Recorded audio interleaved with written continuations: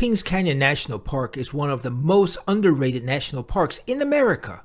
We spent a gorgeous day there visiting. Come with us to see the sights.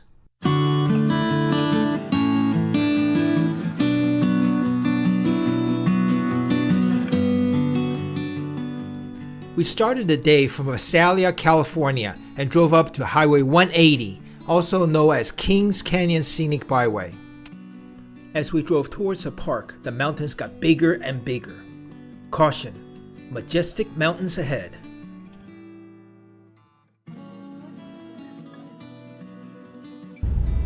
We're driving right along the cliff rocks.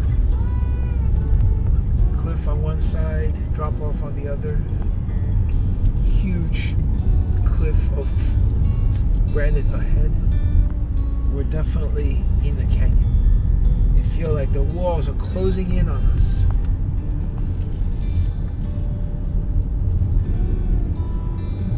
The canyon is getting narrower and narrower as we're driving. We're coming up on a nice trickle waterfall just ahead. Hope you can see that. It's dramatic coming down from the top of the mountain. It's a very tall fall. It's very dramatic looking.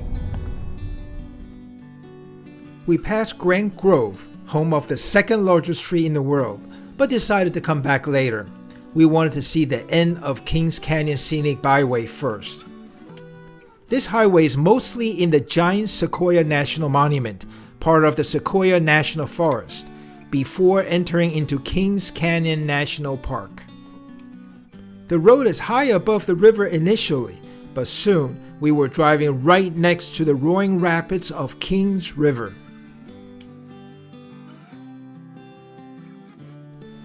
Our first stop was Grizzly Falls, normally a trickle, but on the spring day with the snow melt in full swing, it was roaring. It's a waterfall with lots of water flowing. It's very misty. You get all wet and you can see it. Wow! Look at the power of that water coming through. You get all wet. I don't think we'll go any closer than this because I'm sure you're seeing a lot of water coming in. Oh, wet, but misty when the wind is blowing. We were going to picnic here, but it got too wet, so we decided not to. Yeah, but this is beautiful. I'm sitting here at the Cedar Grove Lodge. We are on the Kings Canyon side and driving deep into the canyon, and we've been driving parallel to the Kings River for a while now, deep inside the canyon on the bottom, looking up at several thousand feet of granite that forms this canyon. And the river is roaring, as you can hear in the background, and its water is really flowing very rapidly. You can easily tell how the earth can be carved with the water force just like this. We just saw a nice blue-ish bird. I don't know what kind of bird it is. That was flying around very close to us. And it's just a gorgeous, gorgeous day here. And we're just sitting here having a picnic lunch with our standard Subway sandwiches. And there is absolutely nobody else around here. This lodge behind me is not open yet. As a matter of fact, the road to this part has only been open for a few days. It opened last Friday. Today is Tuesday. So it opened about 4 or 5 days ago. And there's not many people out here on this part of the park. And yet this is really the most beautiful part of Kings Canyon. It's different than the other canyons that we've been to in the sense that we're basically on the bottom looking up versus from the top looking down as you would at the Grand Canyon or the Black Canyon. It's similar to Zion in the sense that you're at the bottom, but the Zion River is nowhere near as rapid as this one or as big. So this is something that I really didn't know what to expect when we were going to visit Kings Canyon. And this is absolutely beautiful out here. We are a lovely sunny day. The temperature is in the low 70s. On this part of the canyon. It's cooler on top of the mountain, and it's just so relaxing just sitting here with the sound of the river going by, the river is definitely looking very angry. Definitely don't want to go anywhere near it. A couple of people have indeed drowned in the last 10 days in this park because they accidentally fell in or they jumped in thinking that they want to have some fun and basically got swept away and died. So it's very dangerous, but it is very, very beautiful out here. Very beautiful. Our next stop was Roaring River Falls. The waterfall was a short hike from the parking lot, and it was angry, loud, and spectacular. If you want to see lots of water, visit in early May. Look at the angry power of the river, carving a path through the stone. The force of the river is incredible.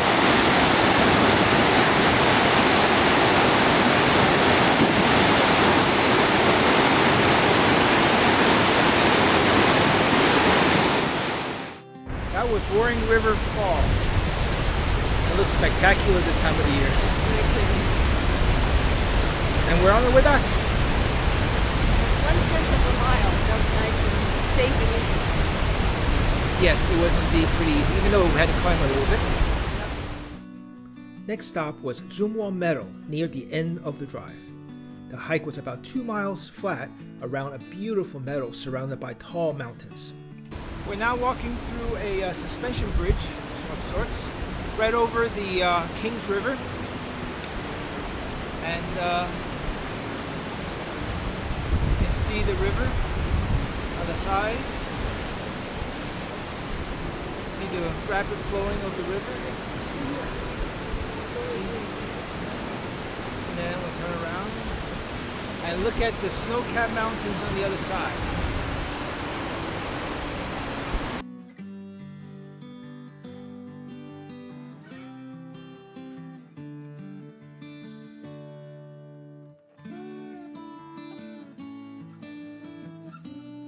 Now it's time to head to the big tree in this park.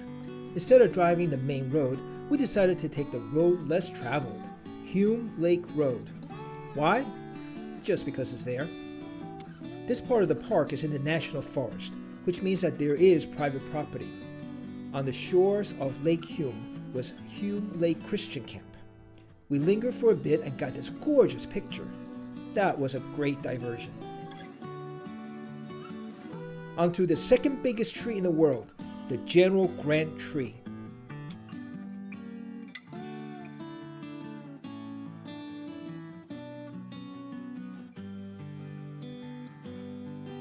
We're back in the land of the giant trees. I still can't get over how big these trees are. I can easily understand why the people in the old days just don't believe when they didn't have video or pictures to prove. Wow. So pretty in here, so serene. The one behind us is Oregon? No, this one's Oregon. Oh, what's the one behind us? California. That's the California? Mm-hmm. And what did you call it before? I thought it was a cauliflower. I was reading the map upside down. Doesn't that look like cauliflower to you? You see this? And you just see a collie?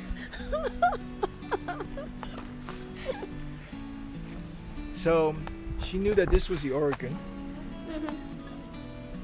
But somehow or another, she decided this was cauliflower. But if you look at the map, it says 11. It looks like a picture of a cauliflower in Cali. But one is a state, the other one is a vegetable. I didn't know that. Oh, what's the one thing that bothers you about that walk? Bugs. Bugs, yes. Oh, it's quiet here now. It's much better here. Maybe it's the they don't like sun. Yeah, that's right. So they come out at dusk. That's right. It wasn't a problem until now. But it's still buggy here. It's not as bad as when it was under the shade. So we're gonna go grab the net that we bought yesterday and try it out and see if it's any better or worse. This is the fallen. Yes. No. Yes. Oh, that's the one where you can see through. Yeah. Oh, okay. So this is called a fallen monarch? Uh-huh. Yep. Yep. This one's called the Fallen Monarch. You'll walk all the way through. Look how big it is. Through the log. An old log that fell down over 100 years ago. Yeah. And you can see how big this is. It's a very resistant to disease. Watch out, and Stump. stuff type tree, and it also is resistant to decay.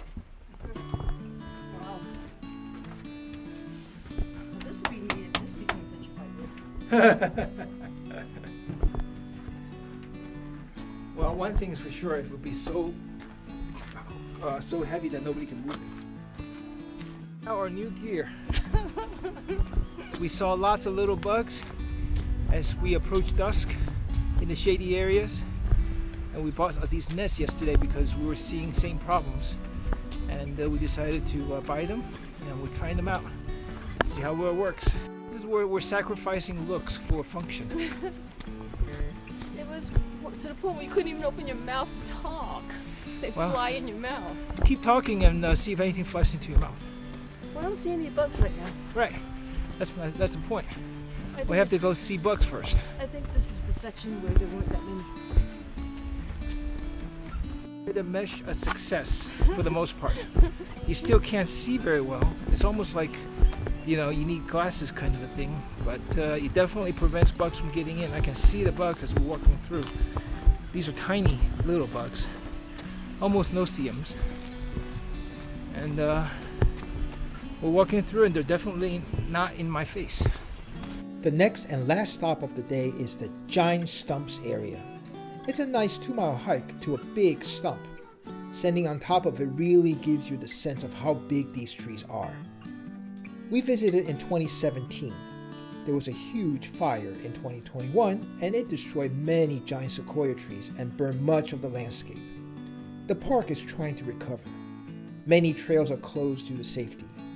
Be sure to check the park website for the latest conditions if you are going to visit. We are on our way to visit all the national parks in the United States. Follow along by hitting the subscribe button below. Hit the notification bell so you know when a new video is released. Give it a thumbs up if you like this video, and please share it with everybody that you know.